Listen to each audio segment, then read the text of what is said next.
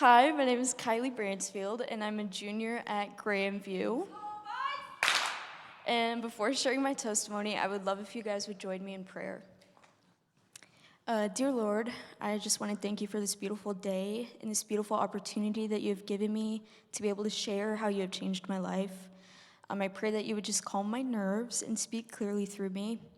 Lord, I give you all the praise for what you have done in my life. And I pray that if anyone here doesn't know you at all, that your glory would be shown through my story. Thank you for your work on the cross, Lord. I praise you and love you. Amen. Okay. I grew up in a loving Christian family. I was baptized as an infant, had my first communion in 3rd grade, and went through confirmation my freshman year of high school. I believe that going through these motions and also going to church every Sunday meant that I was going to heaven. I believed in God and knew that I loved him, but I never had a relationship with him. At the young age of 2, my parents put me in dance. I joined the competition team when I was in 1st grade, and this is when I started to idolize dance.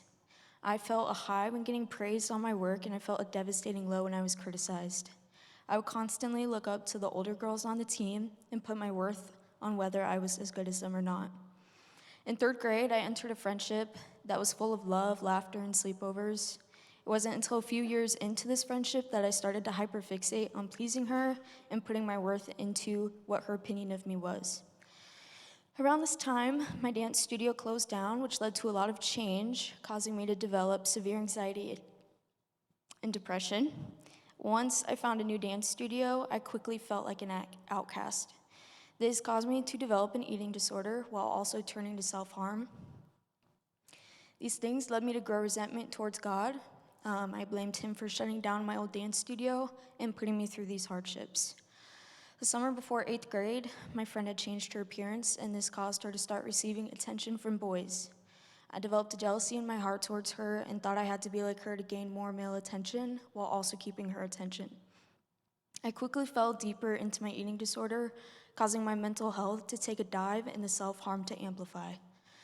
I was in a constant battle with my mind and wanting to be worthy enough to keep my best friend while getting attention from boys.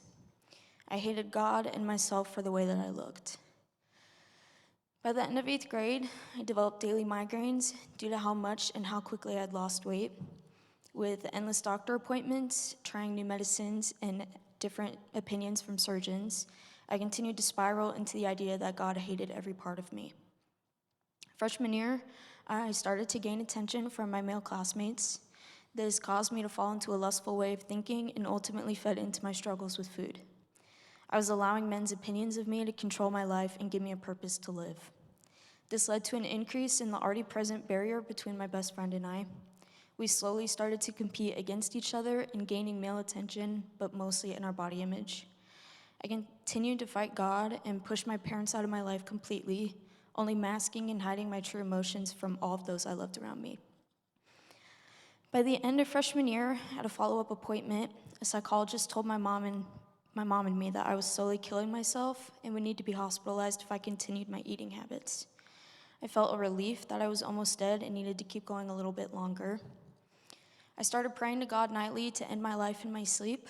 I felt empty, alone, and hated by myself, my family, and mostly by God. I didn't understand why he wouldn't answer my one prayer, so I decided to take matters into my own hands. I felt a strong desire to end my life one day after school. As I tried, I saw my dog looking at me, and it felt as if a switch had flipped in my mind and in my heart. I knew that what I was doing was wrong. At the beginning of sophomore year, I decided to join the dance team. I slowly became very close with a girl on this team, and she started showing me how loved I am by God and how perfectly imperfect I am in his eyes. I started to realize that I was in need of his help, but was still putting my worth in dance. At the end of the school year, I found out I needed a hip surgery to keep dancing. I was devastated, but I kept dancing through the rest of my high school career. This caused me to need an additional 4 surgeries, ending my chances to dance in college. I felt angry at God for taking dance away from me for good. My plans to dance at William Penn were blown up, and that brought me here to Grandview. I didn't know it at the time, but I know now God was working within me during this time. My first night at Grandview, I met Claire Gilman and Naomi Borland. I remember feeling awe and confusion at how much love these girls had shown me in the first weekend at school. Claire asked me to start reading with her, and I gladly agreed. I bought my first Bible and started reading regularly and praying to God to grow my relationship with Him. But I didn't fully understand the depth of my sin. During that summer, I easily fell back into my previous ways of following my worldly desires. I struggled not being surrounded by this community and felt weighed down by my guilt. Coming back to school sophomore year, I started meeting with Naomi regularly. She continued to show me endless love and patience and continued to work through the gospel with me, but I still had a hard time understanding that it is by faith and grace alone that I am saved. I kept getting stuck on the idea that there was no way that God could forgive someone like me, just because I put my faith in Him and surrendered my life to Him. It wasn't until Naomi sat me down and asked me to put everyone in the world in a line on the beach and draw a line to determine who had enough good works to get into heaven. I had no idea what to tell her. It was later that week that as I was praying, it clicked. The only thing that will grant you a place in heaven is if you put your faith in Christ Jesus. Galatians 2:16 says, "Yet we know that a person is not justified by works of the law, but through faith in Jesus Christ. So we also have believed in Christ Jesus in order to be justified by faith in Christ, and not by works of the law, because by works of the law no one will be justified. I know now that I am loved by Him because He has made me fearfully and wonderfully in His image. Having put my faith in Christ Jesus and surrendering my life to Him, I know that nothing can ever separate me from Him. He loves me and He knows me fully. He wants to know every piece of me, the good, the bad, and the ugly. I have felt an immense joy in my life and can confidently say that Jesus died on the cross for my sins so that I might come to God and allow Him to take control of my life. Ephesians 2, 8 through 9 says, "For by grace you have been saved through faith, and this is not your own doing. It is the gift of God, not a result of works, so that no one may boast. His patience and grace is infinite and good, and He loves us deeply." Thank you for listening to my testimony, and if you have any questions or just want to chat, I would love to hear from you.